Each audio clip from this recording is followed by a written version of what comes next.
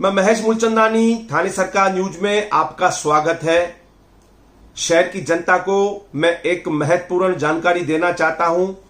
मैं आप सभी लोगों से अनुरोध करूंगा कि अफवाह के बाजार में न जाते हुए जो मैं आपको बताता हूं वह बात ध्यान से सुने कि क्रिटिकल हॉस्पिटल में एक महिला की मौत हो गई, जिस महिला की उम्र 87 और 88 के आसपास थी। ये बिल्कुल सही है और वह कोरोना पॉजिटिव की वजह से उसकी डेथ हो गई, ये भी बिल्कुल सही है।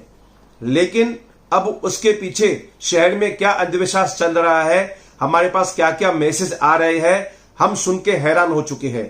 कई डॉक्टरों के मेरे पास फोन आए, मेरे पास कई यूट्यूब पर मैसेज आए। कुछ लोगों ने मेरे से पूछा कि क्रिटिकल हॉस्पिटल में कोरोना का इलाज होता है। क्रिटिकल अस्पताल के जो स्टाफ है उन्हें घर पर जाने के समय उन्हें घर आने के लिए बिल्डिंग वाले रोक रहे हैं। तो ये काफी अंधविश्वास हो चुका है।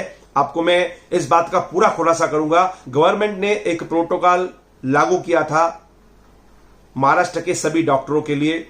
वो प्रोटोकॉल इस प्रकार है, जिस प्रकार उल्लासनगर शहर में सस्पेक्टेड पेशेंट यानी कि जो पेशेंट को कोरोना ना हो और इसे अलग किस्म की तकलीफ हो, वह लोग आखिर किस डॉक्टर के पास जाए। उल्लासनगर में आधे से डॉक्टर की क्लिनिक बंद है।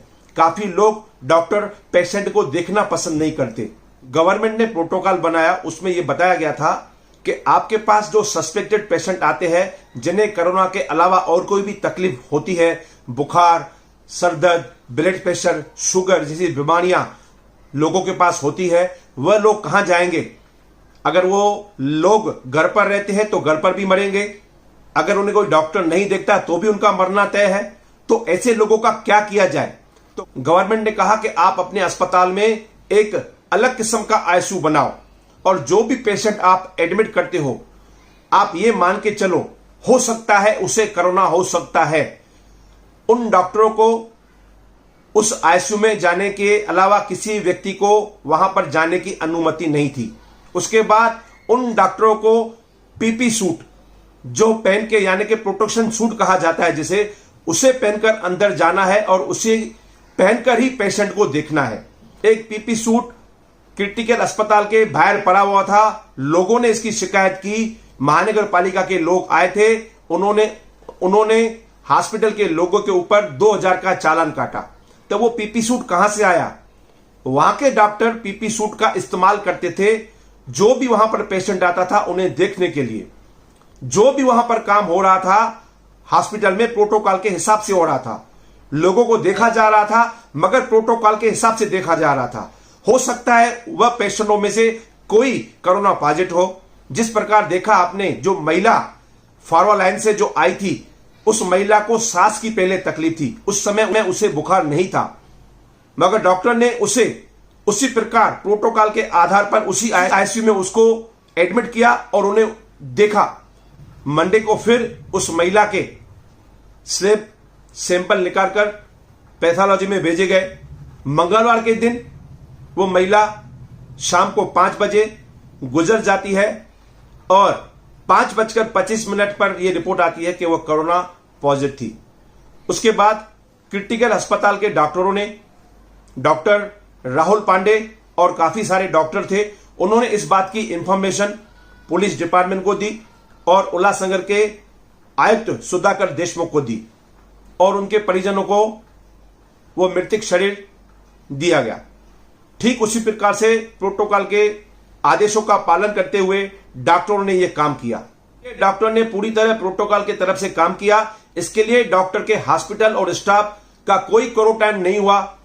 उनके हॉस्पिटल के स्टाफ का कोई क्वारंटाइन नहीं होगा। दूसरी बात, काफी लोगों ने मुझसे यह पूछा कि क्रिटिकल अस्पताल में कोरोना का इलाज होता है कि नहीं।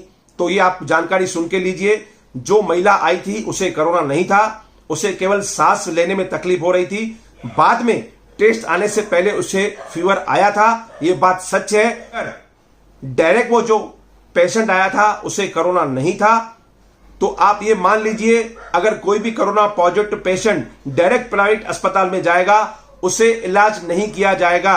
आपको महानगर पालिका की तरफ से बनाई हुई हॉस्पिटल में ही कोरोना का इलाज मिलेगा, दूसरे जगह नहीं मिलेगा।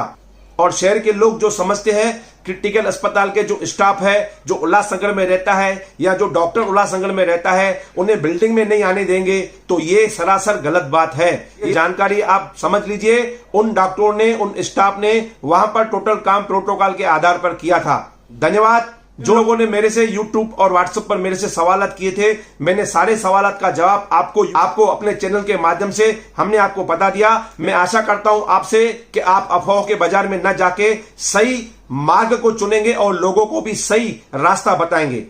धन्यवाद। मैं महेश मूलचंदानी, थाने सरकार न्यूज और शहर की हर न्यूज जानने के लिए आप हमारे चैनल को सब्सक्राइब जरूर करें और लाइक और शेयर करें। धन्यवाद।